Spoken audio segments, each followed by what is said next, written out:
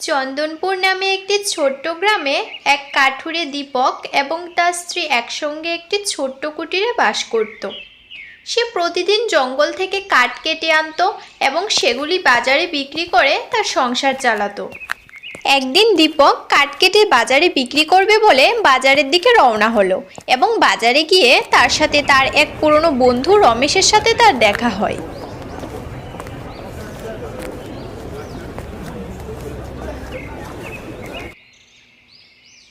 কি রে দীপক, কেমন আছিস? অনেক দিন পর আজ তোর সাথে দেখা হলো। এই তো রমেশ, কোনো মতে দিন কাটছে। তুই কেমন আছিস? আমি তো ঠিকই আছি, কিন্তু তোর মুখটা দেখে বুঝছি মনটা ভালো নেই। কি হয়েছে রে? আর কি বলবো, এখন জঙ্গলে তেমন কাঠই পাওয়া যায় না। যে দু একটা গাছ পাই সেগুলো বিক্রি করে ঠিকমতো সংসার চালানোই মুশকিল। দিন আনি দিন খাই অবস্থা। জীবন যখন কঠিন হয় তখন আশা ছেড়ে দিলে চলে না রে। শোন, আমাদের পশ্চিমের জঙ্গলে এখনও ভালো কাঠ পাওয়া যায়। তুই যদি আমার সাথে চলিস তাহলে সেগুলো কেটে বিক্রি করে ভালো টাকা রোজগার করতে পারবি।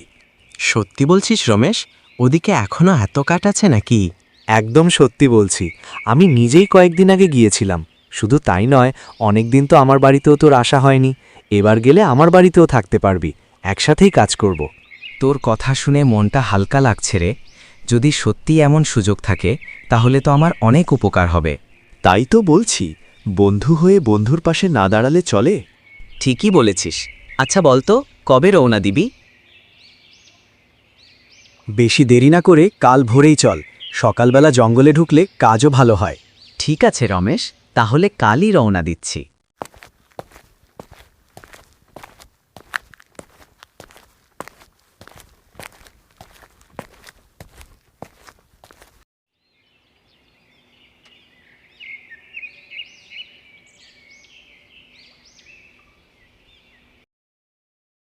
কি গো, এত দেরি হলে যে আসতে? সারা দিন তো তোমার জন্য বসে বসে অপেক্ষা করি। আজ কি অনেক কাঠ বিক্রি করেছ নাকি? না গিন্নি, আজ তেমন কিছুই হয়নি। জঙ্গলে কাঠই এখন আগের মতো পাওয়া যায় না। তাই তো বুঝছিলাম, মুখটা দেখেই মনে হচ্ছিল মনটা খুব ভারী। হ্যাঁ গিন্নি, চিন্তা তো আছেই, তবে একটা কথা বলার আছে তোমাকে। কি বলো? আজ হাটে গিয়ে আমার পুরনো এক বন্ধুর সাথে দেখা হয়েছে। সে বলল পশ্চিমের জঙ্গলে নাকি এখনো প্রচুর ভালো কাঠ পাওয়া যায়। সত্যি নাকি? তা সে কি বলল? সে আমাকে তার সাথে কাঠ কাটতে যেতে বলেছে। বলেছে ওখানে গেলে কাঠ কেটে দ্বিগুণ টাকা পাওয়া যাবে। কিন্তু ওই জঙ্গল তো অনেক দূরে, যাত্রাটা কি খুব বিপদের নয় তো? বিপদ তো আছেই গিন্নি, কিন্তু শুধু ভয় পেলে তো আর সংসার চলে না। এইভাবে চলতে থাকলে আমাদের কষ্ট আরও বাড়বে। সেটাও ঠিক, দিনের পর দিন আমাদের ঠিকমতো খাওয়াও হয় না, সংসারে সবসময় টানাপোড়েন লেগে থাকে। তাই তো ভাবছি, এবার একটু ঝুঁকি নিলে হয়তো আমাদের দিন ফিরবে। যদি তাতে আমাদের ভালো হয় তাহলে তুমি যাও, আমি মন শক্ত করেই থাকব। তুমি রাজি আছো তো গিন্নি? তোমার ওপর আমার পুরো ভরসা আছে, শুধু সাবধানে থেকো, এটাই চাই। নিশ্চিন্ত থাকো গিন্নি, আমি সাবধানেই থাকব। আর গিন্নি, আমি কাল ভোরেই রওনা দেব। ভগবান চাইলে সব ঠিক হয়ে যাবে। ভগবান তোমার মঙ্গল করুন। চলো, এখন খেয়ে নেবে চলো, সারাদিন তো না খেয়েই অনেক খাটাখাটনি করলে।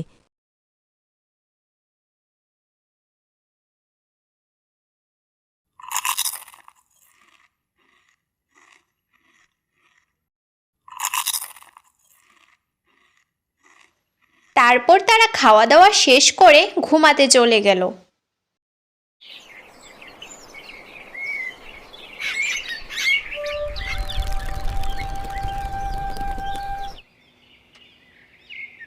গিন্নি, আমি তাহলে বেরোচ্ছি। তুমি এদিকের খেয়াল রেখো। ঠিক আছে গো, তুমি সাবধানে যেও, আর বেশি রাত করো না যেন। অন্ধকার নামার আগেই বাড়ি ফিরে এসো। আচ্ছা গিন্নি, তুমি একদম চিন্তা করো না। আমি চেষ্টা করব তাড়াতাড়ি ফিরে আসতে। সাবধানে কাজ করো। জানো তো, তোমার জন্যে আমার মনটা সারাক্ষণ অস্থির থাকে। জানি গিন্নি, যদি কোনো কারণে দেরি হয়ে যায় তাহলে বন্ধুর বাড়িতেই রাতটা কাটিয়ে নেব। সকাল হলেই ফিরে আসব। ঠিক আছে, ঈশ্বর যেন তোমাকে ভালো রাখেন। তাড়াতাড়ি ফিরে এসো। নিশ্চয়ই গিন্নি, আমি শিগগিরই ফিরছি।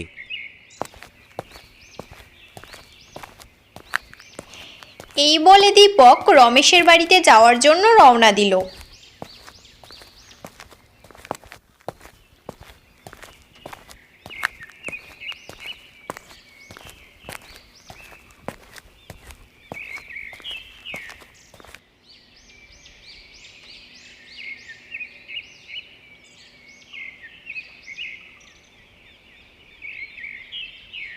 কিরে বন্ধু, ঘরে আছিস? হ্যাঁ রে দীপক, ঘরেই আছি। তুই ঠিক সময়ই এলি। চল আর দেরি না করে রওনা দি। হ্যাঁ রে, যত তাড়াতাড়ি বেরোই তত ভালো। জঙ্গলের পথটা তো লম্বা। ঠিকই বলেছিস, ভোরের দিকেই পৌঁছাতে পারলে ভালো কাঠও পাওয়া যাবে। গিন্নি, আমি তাহলে কাঠ কাটতে যাচ্ছি। দুপুরের আগেই ফিরবার চেষ্টা করব। ঠিক আছে, তোমরা দুজন সাবধানে যেও। জঙ্গলের দিকটা কিন্তু একটু ভয়ঙ্কর। চিন্তা করো না বৌদি, আমরা সাবধানে কাজ করব। হ্যাঁ গো, ঈশ্বর ভরসা। চল দীপক, দেরি হয়ে যাচ্ছে। তারপর দীপক এবং রমেশ দুজনেই কাঠ কাটার উদ্দেশ্যে রওনা দিল।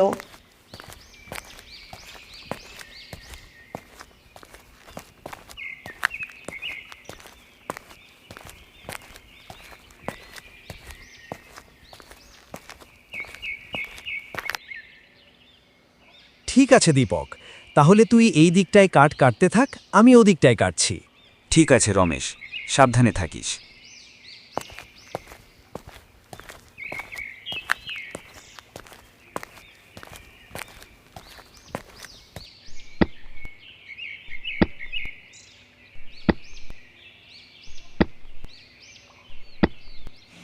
দীপক কাঠ কাটতে লাগলো। ঠিক সেই মুহূর্তেই সে একটি কান্নার আওয়াজ পায়।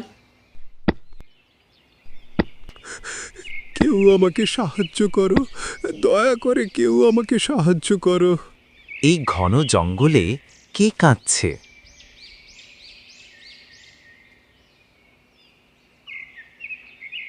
কেউ আছে এখানে? সাধু বাবা, আপনার কি হয়েছে? আপনি এভাবে পড়ে আছেন কেন বাবা? আমি পাশের গ্রামের দিকে যাচ্ছিলাম। পথে হঠাৎ আমার পায়ে জোরে মোচড় লাগে। আমি পড়ে যাই। তারপর থেকেই এই নির্জন জঙ্গলে পড়ে আছি। এই জঙ্গলটা এতটাই ভয়ঙ্কর ও নির্জন যে এখানে কেউ আসেই না।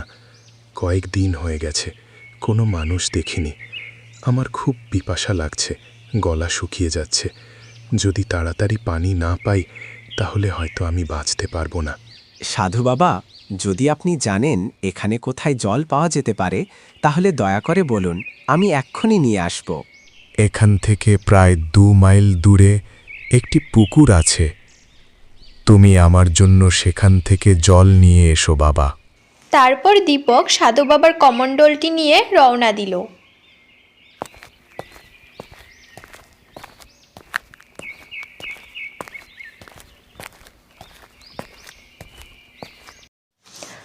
যখন সে কমণ্ডলে পানি ভরতে গেল, হঠাৎ পুকুর থেকে এক ডাইনি উঠে আসলো।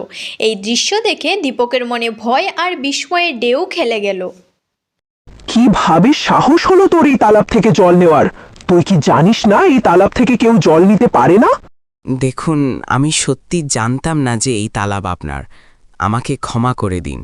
যদি তোর এই জল চাই তবে তোকে আমার একটি ধাঁধার উত্তর দিতে হবে। যদি ভুল উত্তর দিস তাহলে এই তালাবে ডুবিয়ে তোকে মেরে ফেলবো। তবে আরেকটি পথ আছে, তুই জল না নিয়ে এখান থেকে চলে যেতে পারিস। ধাঁধা না মৃত্যু। দীপক ধীরে ধীরে গভীর চিন্তায় পড়ে গেল। একদিকে সাধুর তৃষ্ণা আর অন্যদিকে মৃত্যুর ভয়। সে দৃঢ়ভাবে বলল, আমি জল না নিয়ে এখান থেকে যেতে পারি না। আমি কথা দিয়েছি কারোর জন্য জল আনব। আমি আমার কথা ভাঙতে পারি না। তবে আমার এই ধাঁধাটা শোন। একটি ঘর আছে যা 4 দিক থেকেই খোলা। তার ভেতরে আলো আছে, কিন্তু কোনো জানালা নেই, কোনো দরজা নেই, কোনো দেয়াল নেই, এমনকি মাটিও নেই। তবু সব কিছু সেই ঘরের মধ্যেই ধরা থাকে। বলতো সেটা কি? দীপক কয়েক মুহূর্তের জন্য চোখ বন্ধ করল। তার নিঃশ্বাস দ্রুত আর ভারী হয়ে উঠল। মনে হচ্ছিল তার হৃদয়ের ভেতর যেন এক ঝড় চলছে। ওটা মানুষের মন। মানুষের মন চারদিক থেকেই খোলা। তার ভেতরে আলোও থাকে, আবার অন্ধকারও থাকে। কোনো দেয়াল নেই, কোনো দরজা নেই, তবুও গোটা পৃথিবী সেখানে ধরা থাকে। তুই প্রথম মানুষ যে আমার ধাঁধার সঠিক উত্তর দিয়েছিস। যতটা জল চাই নিয়ে যা। আজ তোর বুদ্ধি আর সাহস আমাকে পরাজিত করেছে। তারপর দীপক আনন্দে নিজের কমণ্ডলটি পরিষ্কার ও ঠান্ডা জলে ভরে নিল। এরপর সে দ্রুত পায়ে ফিরে চলল।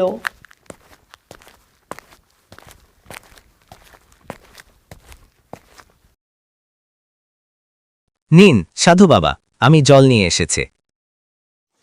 সাধু জলপান করার সাথে সাথেই উঠে বসল। বাবা, তুমি কি সত্যিই ওই তালাব থেকেই জল এনেছ? হ্যাঁ সাধু বাবা, আপনি যেমন বলেছিলেন ঠিক তেমনই করেছি। আমি তো ভেবেছিলাম তুমি আর ফিরতে পারবে না, কারণ আমি জানতাম ওই তালাবে এক ভয়ঙ্কর ডাইনির বাস। যখনই কোনো মানুষ এই জঙ্গলে আসে আমি সবসময় তাদের সাবধান করে দিই।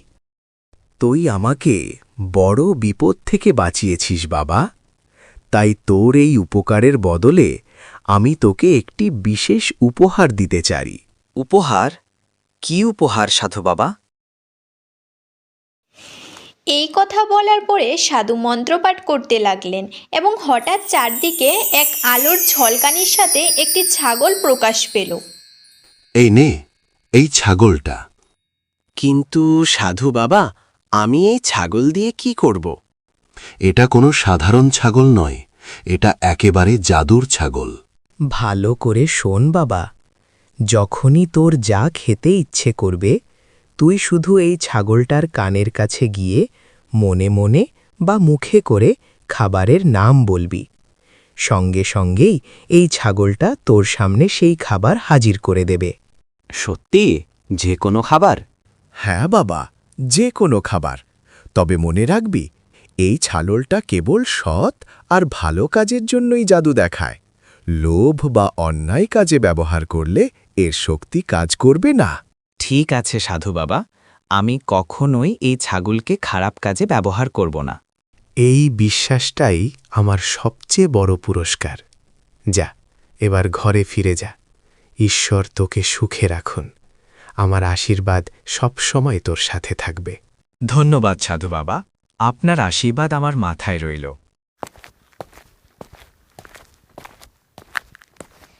ছাগলটাকে সাবধানে সঙ্গে নিয়ে দীপক জঙ্গলের পথ ধরে এগিয়ে রমেশের কাছে পৌঁছালো। আরে দীপক, তুই কোথায় হারিয়ে গেছিলি রে? কতক্ষণ ধরে তোকে খুঁজছি। আর এই ছাগলটা তুই কোথা থেকে পেলি? আর বলিস না রে রমেশ, আজ আমার সাথে এমন সব ঘটনা ঘটেছে যেগুলো না বললে বিশ্বাসই করবি না। কি বলছিস? জঙ্গলের ভেতর আবার ছাগল? ব্যাপারটা কি? এখন সব বলার সময় নেই। দেখছিস না, প্রায় সন্ধে নেমে গেছে। চল আগে বাড়ির দিকে রওনা দিই। ঘরে পৌঁছে এক এক করে সব কথা খুলে বলবো। ঠিক আছে রে, চল আগে ঘরে ফেরা যাক। এই বলে তারা বাড়ির উদ্দেশ্যে রওনা দিল।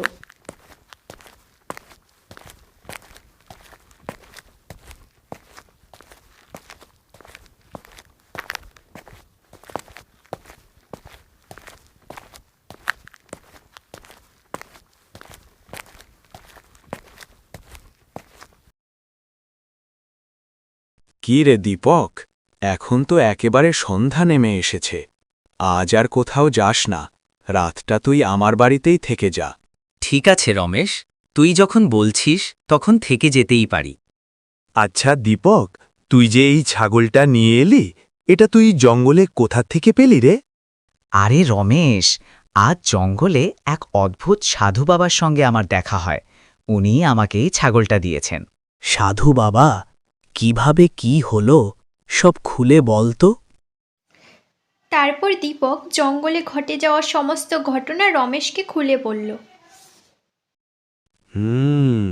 এখন বুঝতে পারছি, কিন্তু শুধু কথা শুনলে তো আর বিশ্বাস হয় না।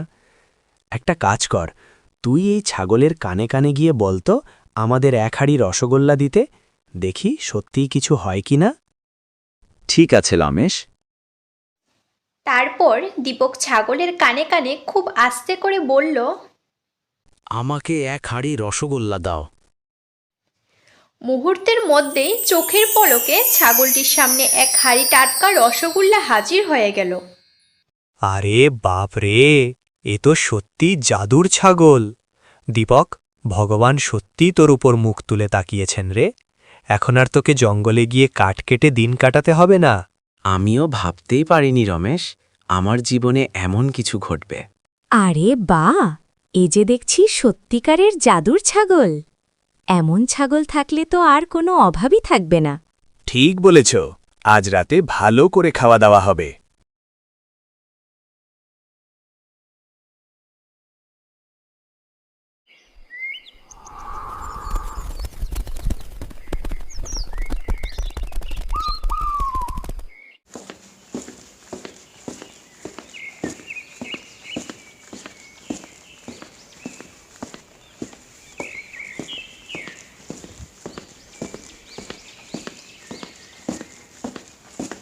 কই গো গিন্নি, কোথায় গেলে?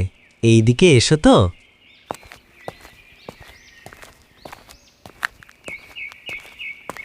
আরে বাপরে, আজ তোমাকে তো বেশ খুশি খুশি লাগছে। কি হয়েছে বলো তো? আর এই ছাগলটা আবার কোথা থেকে আনলে? সব বলবো গিন্নি, আগে আমাকে একটু জল দাও তো, ভীষণ তেষ্টা পেয়েছে। আচ্ছা দাঁড়াও।